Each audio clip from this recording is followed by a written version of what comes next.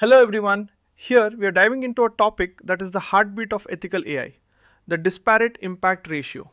Now, if you look this up in a legal or technical manual, the formal definition of the disparate impact ratio is a quantitative measure used to evaluate adverse impact by comparing the selection rates of a protected group against a control group, typically used to identify unintentional bias in decision-making systems. But let's put that into simple words. It's basically a fairness scorecard. Imagine your office uses an AI to pick which employees get a specialized training bonus. If the AI picks 50% of the men who applied but only 10% of the women, that gap is what we call a disparate impact. It doesn't mean the programmers tried to be mean. It just means the outcome is lopsided. We use this ratio to prove whether the AI black box is playing favorites. Stay with me here because you can't just guess if a system is fair. You have to do the math to see the truth. So now that we've mastered the basic idea of the disparate impact ratio as our fairness scorecard, you might be wondering how we actually calculate that lopsidedness. That brings us right into our next step, which is the 4/5 rule. In the world of compliance, we need a line in the sand, and that's where the 4/5 rule comes in. Formally, this is a rule of thumb adopted by federal agencies, stating that a selection rate for any race, sex, or ethnic group which is less than 4/5 or 80% of the rate for the group with the highest rate will generally be regarded as evidence of adverse impact.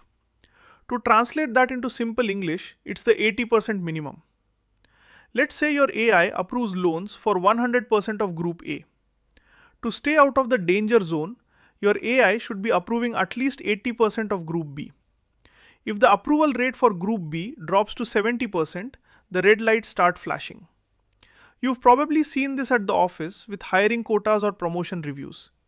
It's a way for us as governance professionals to say, hey, this gap is too big to ignore. But even if you have a gap, you have to figure out which group is your quote-unquote yardstick for the comparison. Which brings us right into our next step, which is identifying the control versus protected groups. Let's break this down together. To find a ratio, you need two numbers to compare. Formally, this involves identifying the control group, the group with the highest selection rate, and the protected group, which is the group you are testing for potential discrimination. In everyday language, this is just picking your baseline. Think of it like a race. If you want to know if one runner is being slowed down by their heavy shoes, you compare them to the fastest runner who has the lightest shoes. In AI governance, we look at historical data to see who usually gets the yes, and then we look at the groups that might be marginalized, like people over 50 or people with disabilities, to see if the AI is treating them differently. If we don't pick the right groups to compare, our ratio won't tell us the whole story. However, knowing the groups is just the start. We have to look at the selection rate itself, which brings us right into our next step, which is calculating selection rates. Now we get to the actual meat of the calculation.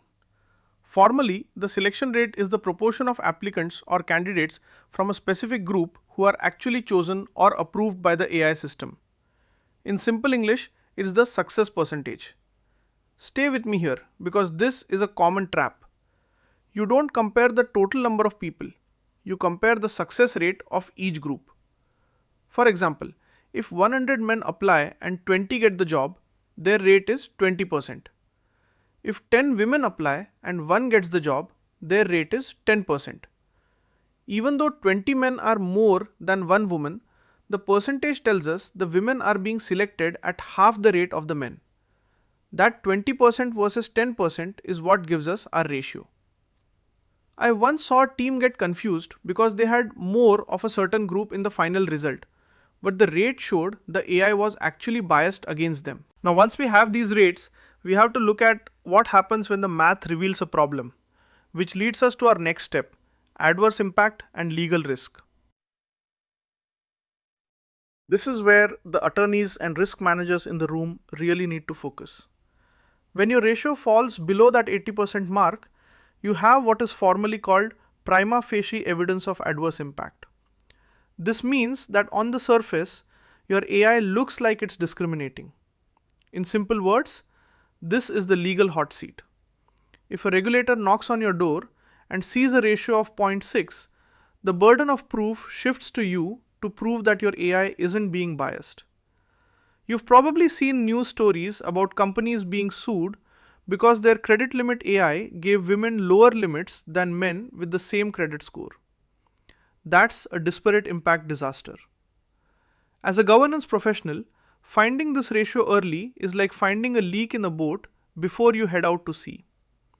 But just finding the leak isn't enough. We have to know how to fix the boat, which brings us to our final stop: mitigating bias and retesting. Let's wrap this up with the solution.